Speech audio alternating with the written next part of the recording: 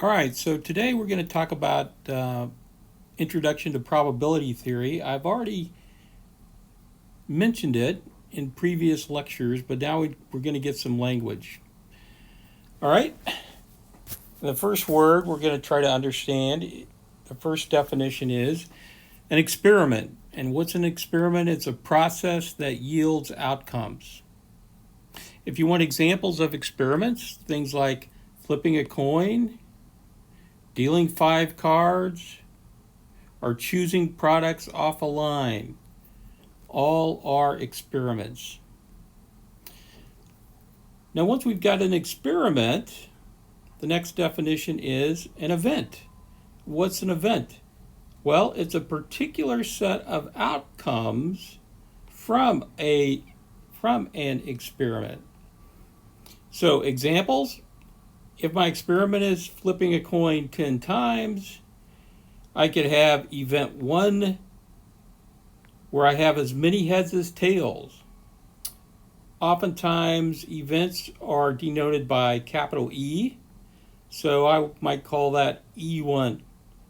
Another event might be I get exactly 4 heads. All of those are outcomes, are a set of outcomes from a particular experiment. The next definition is the sample space. Now, the sample space, which we denote by a capital S, is what? The set of all possible outcomes. Right? So if you do an experiment, all the possible outcomes is what we call the sample space. And finally, we have a probability function, which I'm going to denote P of E. And what does P of E denote? The probability of event E occurring.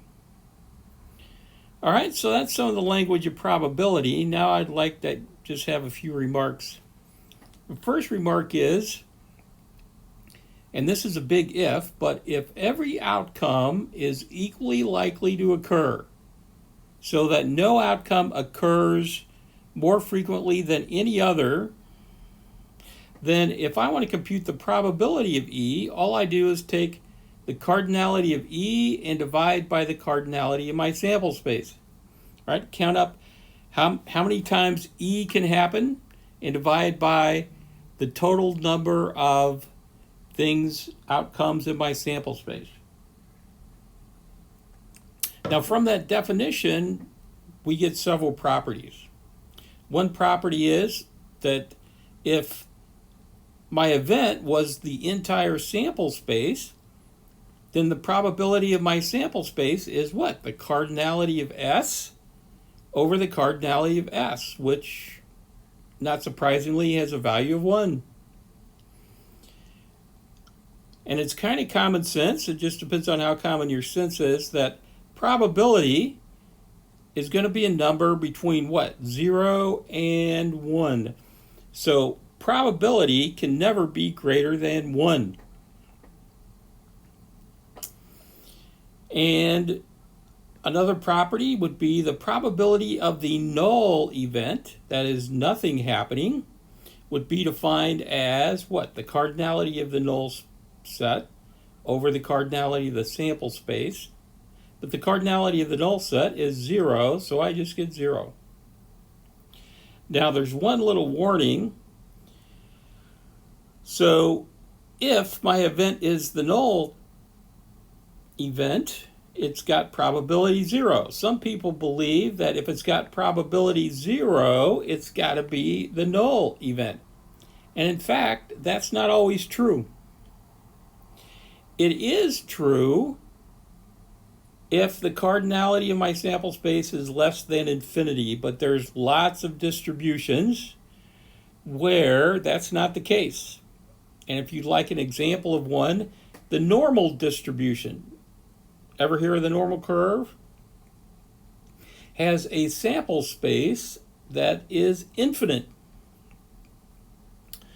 All right, another property of probabilities is the following, that if E is an event, the probability of E complement that is everything except E happening, is 1 minus the probability of E. Again, that might be common sense to you. If E1 and E2 are independent events, now what does independent events means? It means that one event doesn't affect the other event. If that's the case, then the probability of the intersection of those two events is the product of the probabilities. Now, it's commonly believed that that's always the case, that the probability of the intersection is the product of the probabilities, but in fact, it's only true if E1 and E2 are independent. In fact, that's how we define two sets being independent. If and only if the probability of the intersection is the probability of the probabilities. All right, so let's do a few examples. So here's my experiment. Let's go down here. Flip a coin 10 times.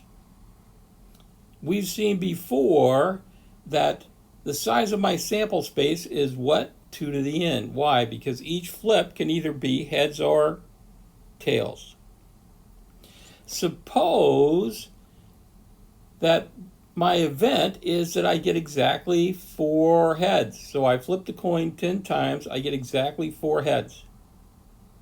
How many ways can that happen? Well, the cardinality of E1 is I just have to pick where the heads go. How many ways can I do that? Well, I've got 10 places where a head could go, and I'm choosing 4. Why am I using a combination? Because the order I pick those 4 slots should not make a difference. All right, so then if I want to compute the probability of E1, what do? I just take the cardinality of E1, which is C10(4), and divide by the cardinality of S, which is 2 to the 10th. And there you have it. By the way, if I want the probability that I do not get 4 heads, exactly 4 heads, then by above, we saw all I have to do is take 1, subtract the probability of getting 4 heads. So that would be 1 minus C10(4) over 2 to the 10th. And there you go, there's a particular example. What's another one? Suppose I deal 5 cards from a standard 52 card deck. My sample space is what? I just have to choose 5 from 52, and my choice should not matter. What if my event was that I deal all spades? All right, so how many ways can I deal all spades? Well, how many spades are there? 13, of which I'm dealing what? 5? So C13(5). Again, if I want to compute the probability of the event that I deal all spades, I just take the cardinality of E2, divide by the cardinality of the sample space, and that is C13(5) divided by C52(5).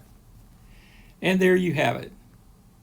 So at this point, I think I'm going to stop.